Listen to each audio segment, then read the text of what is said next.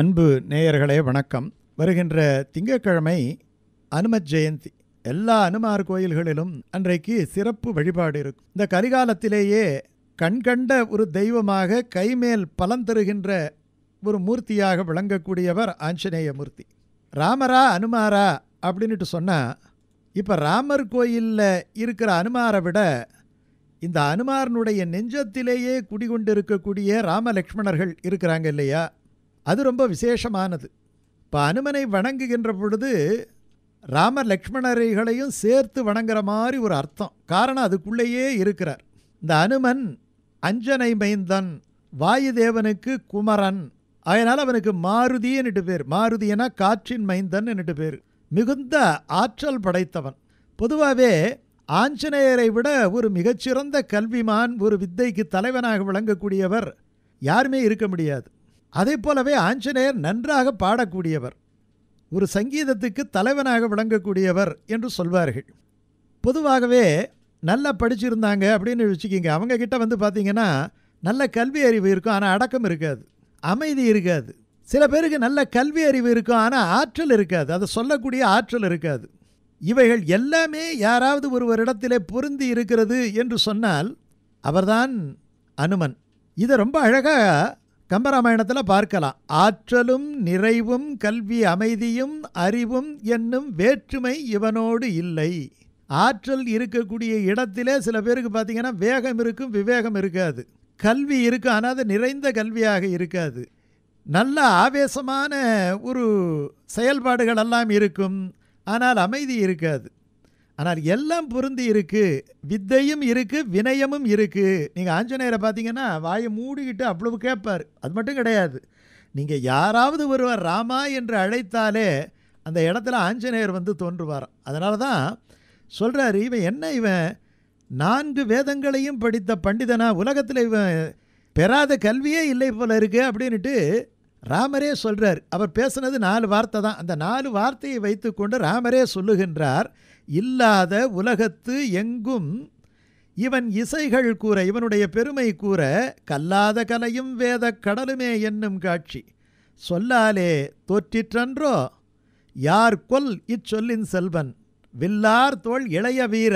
லட்சுமணனை பார்த்து கேட்குறார், வில்லை கையிலே வைத்திருக்கக்கூடிய இளைய வீரனே விரிஞ்சனோ விடைவல்லானோ. விரிஞ்சனோன்னா நான்முகன், இந்த சகல வேதங்களையும் நாவிலே வைத்திருக்கக்கூடிய நான்முகனா, இல்லாட்டி போனால் சிவபெருமானா அப்படின்னு சொல்லக்கூடிய அளவுக்கு ஆற்றல் படைத்தவனாக விளங்குகின்றான்.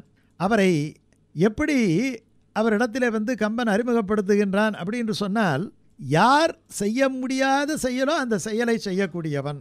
அது 2 இடம் சொல்கிறார். ஒன்று தெற்கே சீதையை பார்க்குறதுக்காக போகிறார். போகும்போது ஒரு இடத்துல தங்கி சமுத்திரம் வந்துடுது, பெரிய சமுத்திரம் வந்துடுது. சமுத்திரத்துக்கு அந்த பக்கத்தில் தான் இலங்கை இருக்குது. இப்போ சமுத்திரத்தை எப்படி தாண்ட முடியும்? கப்பல் கிடையாது, ஒன்றும் கிடையாது அந்த காலம்.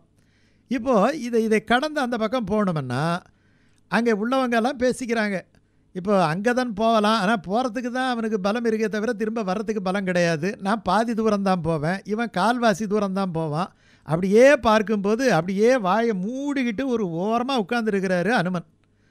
உடனே சொல்கிறாரு, இதை உட்கார்ந்துருக்கிறாரே ஒருவர், இவருக்கு மட்டும்தான் அந்த ஆற்றல் உண்டு, எனக்கு அந்த ஆற்றல் உண்டுன்னுட்டு அனுமன் சொல்லலை. ஆனால் உனக்கு அந்த ஆற்றல் உண்டு அப்படின்னா ஒரு சின்ன செய்தி என்ன அப்படின்னு சொன்னால், எல்லோருக்கும் ஒரு ஆற்றல் இருக்குது. அந்த ஆற்றலை தேடி கண்டுபிடித்து அதை சொல்லுவார் இருந்தால் அந்த ஆற்றல் வெளிப்படும். இதுதான் அந்த இடத்துல தெரிஞ்சுக்க. நீங்கள் சொன்னால் நான் செய்கிறேங்கிறார். உடனே கிடுகிடுன்னு விஸ்வரூபம் எடுத்து வளருகின்றார். ஆஞ்சநேயர் காட்டிய விஸ்வரூபம் அபாரமான விஸ்வரூபம். அங்கே ஒரு விஸ்வரூபம் காமிக்கிறாரு, ராவணன் முன்னாடி ஒரு விஸ்வரூபம் காமிக்கிறாரு. அதே மாதிரி இந்த அசோக வனத்தில் அவன் சண்டை போடும்பொழுது ஒரு சின்ன குரங்கு தானே அந்த அசோக வனத்தில் போயிடுச்சு அப்படின்னு நிற்கும்போது விண்ணுக்கும் மண்ணுக்குமாய் ஒரு பெரிய கம்பியை வச்சுக்கிட்டு நிற்கிறாராம். அப்போ ஆஞ்சநேயர் எத்தனை விஸ்வரூபம் காமிக்கிறார் பாருங்க. அப்போ அனுமனை வணங்கினால் ஒரு ஆற்றல், குடும்ப நலம், செல்வம், கல்வி எல்லாமே வளரும், பதவி எல்லாம் வரும். செய்ய முடியாத செயல்களெல்லாம் ஆஞ்சநேயரை வழிபடுவதாலே செய்து விடலாம். அதனால தான் ஒரு மந்திரம் ஒன்று இருக்குது. அந்த மந்திரம் வருது பாருங்க, அசாத்திய சாதக சுவாமின். அசாத்தியம், சாத்தியமில்லாததெல்லாம் சாத்தியம், அதெல்லாம் நடத்தியவர். சுவாமின் நமக்கு தலைவராக கடவுளாக இருக்கக்கூடியவர். அசாத்தியம் தபகிம்பத ராம தூத கிருபா சிந்து, ராமதூதனாக விளங்கியவனே, கருணையே வடிவெடுத்தவனே, இல்லையா, மத்காரியம் சாதய பிரபு, என்னுடைய காரியத்தையும் நீ நிறைவேற்றி தர வேண்டும். இந்த ஒரு மந்திரத்தை சொன்னாலே ஆஞ்சநேயர் ரொம்ப மகிழ்ச்சி அடைந்து விடுவார். அப்படிப்பட்ட ஒரு மந்திரம் அந்த மந்திரம். அஷ்டமா சித்திகளையும் பெற்றவன் ஆஞ்சநேயர். அந்த அஷ்டமா சித்திகளை தரக்கூடியவன் ஆஞ்சநேயர்.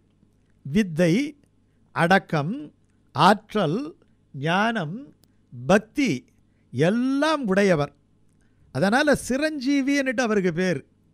அவரை நினைத்தாலே ஆயுள் பலம் கூடும், ஐஸ்வர்ய பலம் கூடும், வித்தை பலம் கூடும், ஞான பலம் கூடும், எல்லாமே கூடும். செய்ய முடியாத செயலே கிடையாது. அதனால தான் ஆஞ்சநேயரை வணங்க வேண்டும். அது மட்டும் கிடையாது, நவகிரகத்தில் தனித்தனியாக கிரக தோஷங்கள் எல்லாம் இருக்குது இல்லையா, அத்தனை கிரக தோஷங்களும் ஒரு ஆஞ்சநேயரிடத்திலே போய் நிற்கும் போது தூரம் போய்விடும். எப்படி ராவணன் வந்து அடித்து அம்பெல்லாம் ஒரு சிலிர்த்த சிலிப்புற எல்லாம் செதறி போச்சோ அந்த மாதிரி என்ன ஆகிடும், அந்த ஆஞ்சநேய சுவாமியை போய் கிட்ட போய் நின்று வழிபட்டு வரம் கேட்டாலே எல்லாம் நின்று போயிடுமா.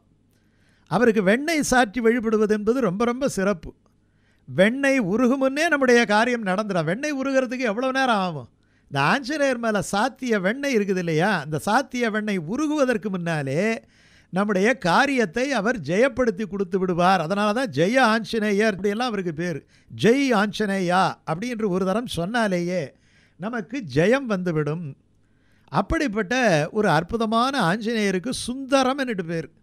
இந்த ஆஞ்சநேயரை எப்படி வணங்க வேண்டும் என்ற விஷயத்தை பார்த்தா ரொம்ப அற்புதமானது. ஒவ்வொரு மூல நட்சத்திரம் அன்றும் அமாவாசை என்றும் அவரை வணங்க வேண்டும். அது தவிர அவருக்கு உரிய நாள் செவ்வாய்க்கிழமை, வியாழக்கிழமை, சனிக்கிழமை. இதில் சனிக்கிழமை ரொம்ப ரொம்ப சிறப்பு. அவருக்கு சாற்ற வேண்டிய மாலை வெற்றிலை மாலை, அப்புறம் வடை மாலை, அதை செய்யலாம். நார்த்திலெல்லாம் பார்த்திங்கன்னா வடக்க ஜாங்கிரி மாலை போடுவாங்க. செந்தூரம், அது வெற்றிக்கான திலகம். அவரை பற்றி ராமாயணத்திலே இருக்குது, மகாபாரதத்திலே இருக்குது.